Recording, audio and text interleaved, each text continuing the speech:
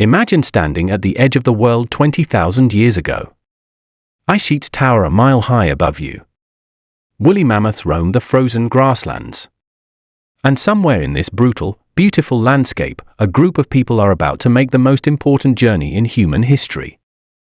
They don't know it yet, but these travelers will become the ancestors of every Native American person who has ever lived. From the Inuit in the Arctic to the Mapuche in southern Chile. From the Cherokee in the Appalachians to the Yanomami deep in the Amazon. But here's what's absolutely mind-blowing. For decades, scientists thought they had this story figured out. A single group of people walked across a land bridge from Asia about 13,000 years ago, and that was that. They were wrong. The real story is far more complex, more fascinating, and more human than anyone imagined. It involves multiple migrations, Ice Age survivors, a lost land bigger than Texas, and DNA evidence that's rewriting everything we thought we knew.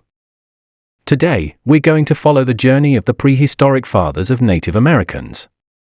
This is their story. Our story begins not in America, but in northeastern Siberia, about 25,000 years ago. This is one of the harshest environments on Earth. Winter temperatures can drop to -60 degrees Fahrenheit. Summer brings clouds of mosquitoes and boggy ground.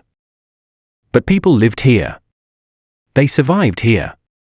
And they would eventually leave here to populate 2 entire continents. Who were these Siberian ancestors? Recent genetic studies paint a fascinating picture. They were descendants of ancient North Eurasians, a population that itself was a mix of peoples from Europe and East Asia.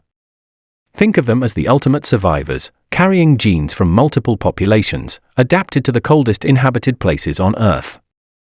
Around 25,000 years ago, something remarkable happened. These ancient North Eurasians mixed with East Asian populations in Siberia. The result was a completely new ancestral group that scientists call ancient Beringians, or the first Americans population. Picture these communities. They lived in small, mobile groups, probably no more than 20 to 50 people. They hunted mammoth, woolly rhinoceros, and bison. They made sophisticated stone tools, sewed warm clothing from animal skins, and built temporary shelters that could withstand horrific cold. But they had something else too, something that would prove crucial for what came next. They knew the coasts. They hunted seals. They fished. Some groups likely used boats. This wasn't just a population adapted to frozen tundra, these were people comfortable with multiple environments. Then, around 30,000 years ago, something extraordinary happened to the Earth itself. The Ice Age intensified. Sea levels dropped by over 300 feet. And a land bridge began to emerge between Asia and North America. But calling it a land bridge doesn't do it justice. This wasn't a narrow strip of land that people carefully crossed in a single generation. This was Beringia, a subcontinent larger than Texas and California combined. At its peak, it stretched nearly 1,000 miles from north to south. And here's what surprises most people: Beringia wasn't covered in ice. It was too dry for glacier to form. Instead, it was a cold grassland, a mammoth steppe, home to massive herds of animals. This was a homeland, not a highway. The ancestors of Native Americans didn't rush across this land. They lived here for thousands of years. They raised families, developed unique cultures, and became a distinct population separate from their Siberian cousins. This is where the prehistoric fathers of Native Americans were truly born, not in Siberia, but in Beringia itself. For roughly 10,000 years, from about 25,000 to 15,000 years ago, the ancestors of Native Americans lived in isolation in Beringia. Geneticists call this the Beringian standstill. How do we know this? The answer is written in the DNA of Native American people living today. When scientists compare the genetic markers of Native Americans to those of Asian populations, they found something strange. There's a period where the genetic diversity of Native Americans stayed flat, not increasing like you'd expect from a large, growing population mixing with others. This suggests a small, isolated population, probably just a few thousand people total, living separate from other human groups for thousands of years. They weren't mixing with Siberians anymore. They weren't mixing with anyone. They were alone, developing their own unique genetic signature. Imagine that isolation. For 500 generations, these communities lived in Beringia. Children were born, grew old, and died, never knowing that their distant descendants would populate 2 continents. Then, around 16,000 years ago, the climate began to change. The Ice Age started to loosen its grip. Temperatures warmed slightly. And critically, the massive ice sheets that covered Canada began to weaken. For thousands of years, North America south of the ice had been completely unreachable from Beringia. 2 massive ice sheets, the Cordilleran in the west and the Laurentide in the east, covered all of Canada like a frozen lid on a continent. But now, gaps began to appear. Around 15,000 to 16,000 years ago, the Beringian population split. And this is one of the most important moments in human history. One group stayed behind in the north. Their descendants would become the ancient Beringians, a population that persisted in Alaska but eventually disappeared or was absorbed into later groups. The other group moved south. And they moved fast. But here's where the story gets really interesting. For years, scientists believed these first Americans traveled through an ice-free corridor, a narrow path between the 2 ice sheets in what's now Canada. The evidence now suggests something different. They likely traveled along the Pacific coast, using boats and following the shoreline.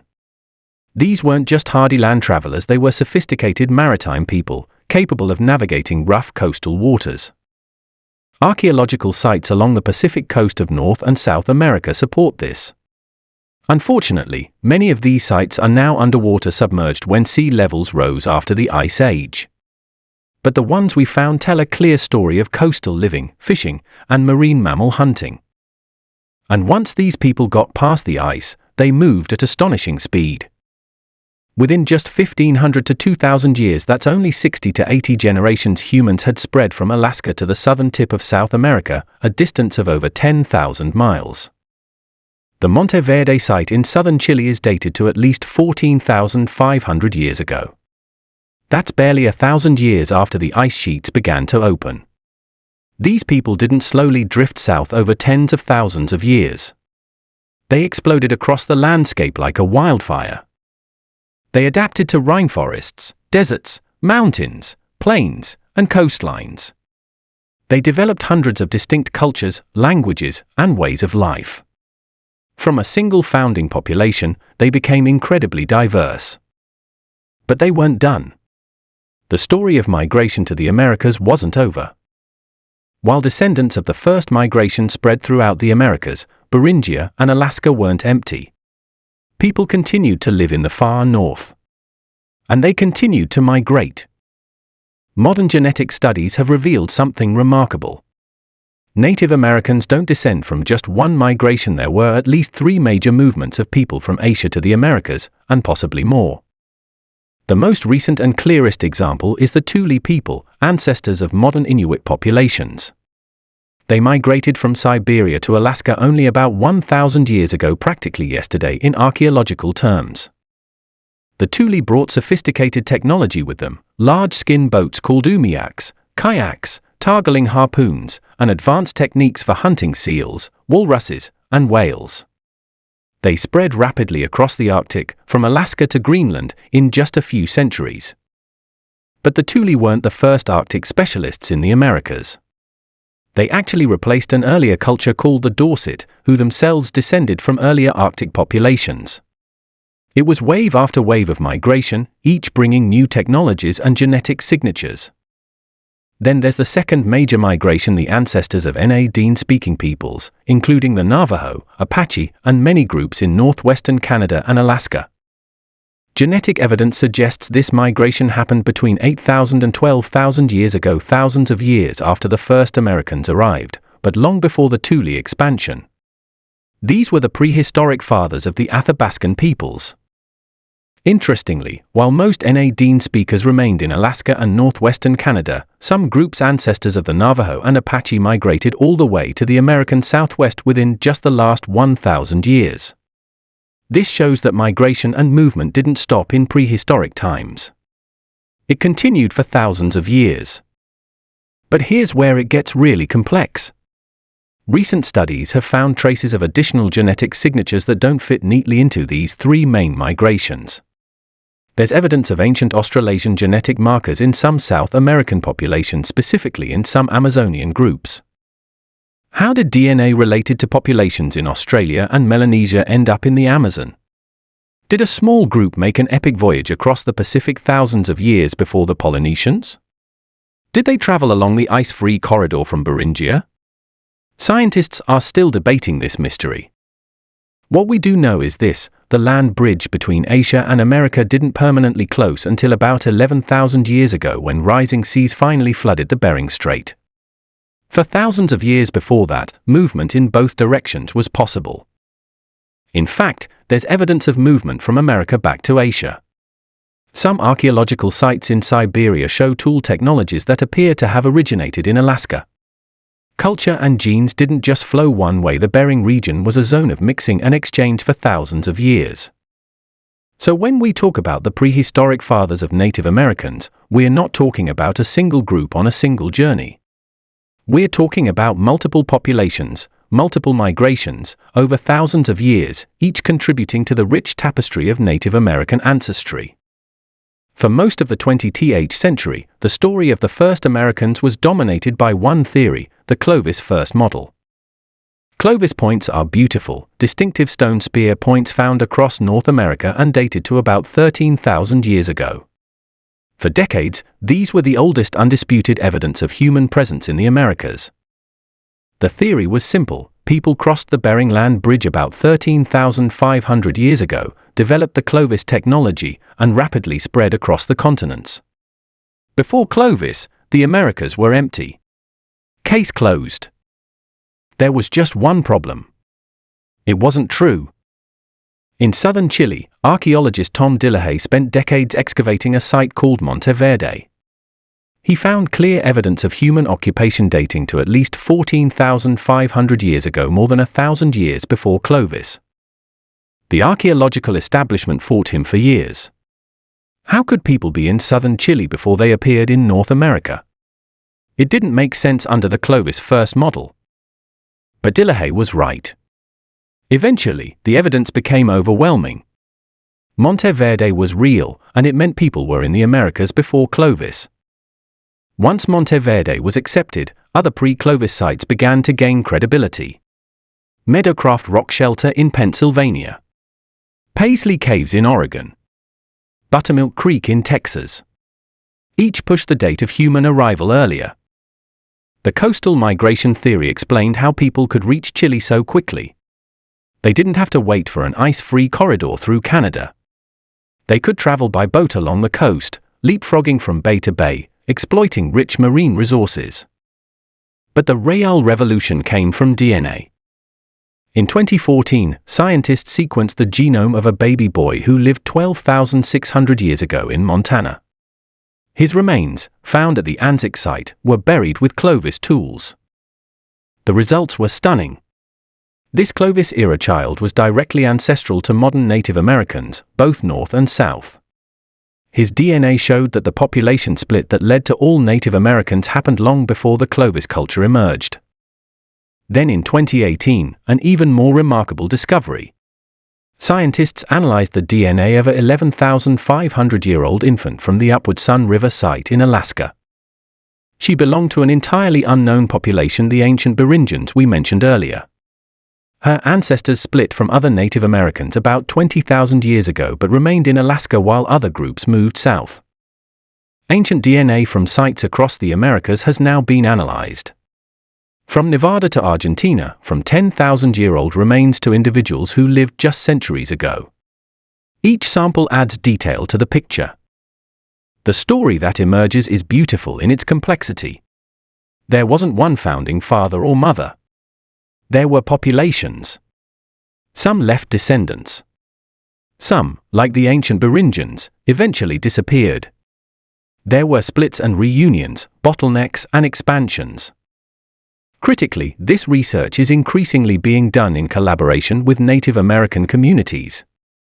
For too long, scientists studied Native American remains and DNA without permission or respect. That's changing.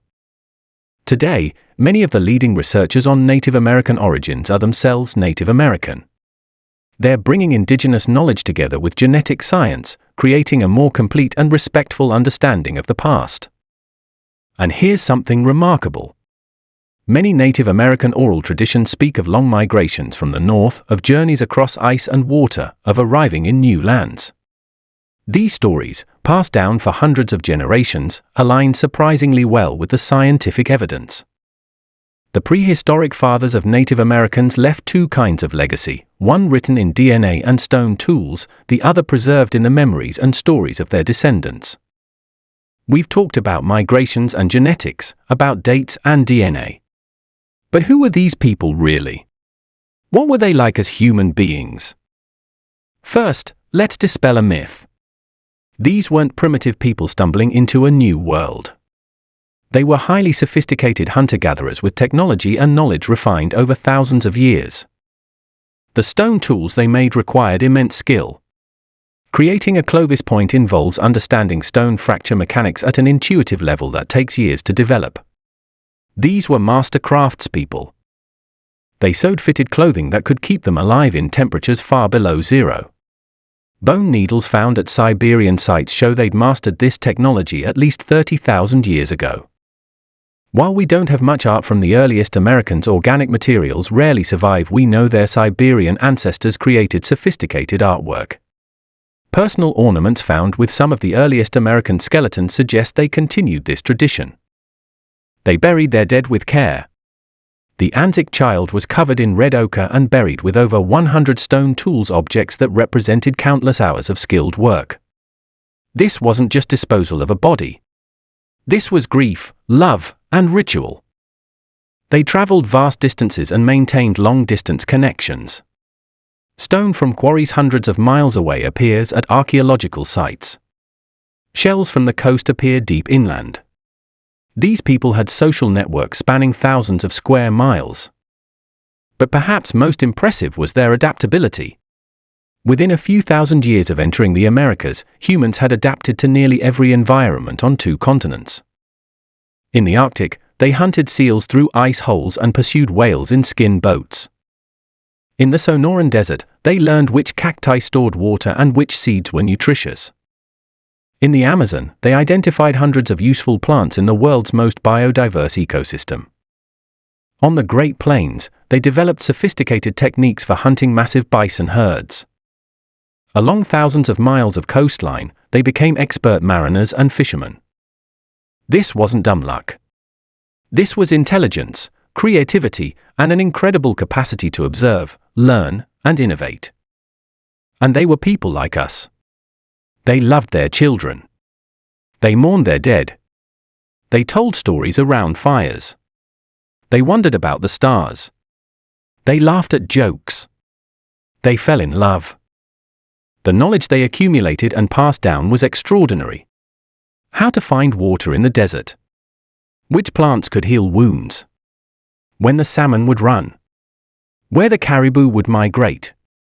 This knowledge, transmitted from parent to child for hundreds of generations, was the foundation of survival.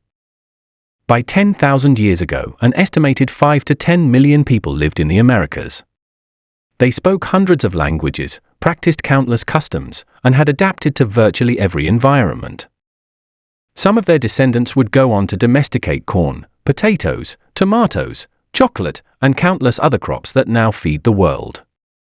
They would build cities, develop writing systems, create complex governments, and build monuments that still inspire awe.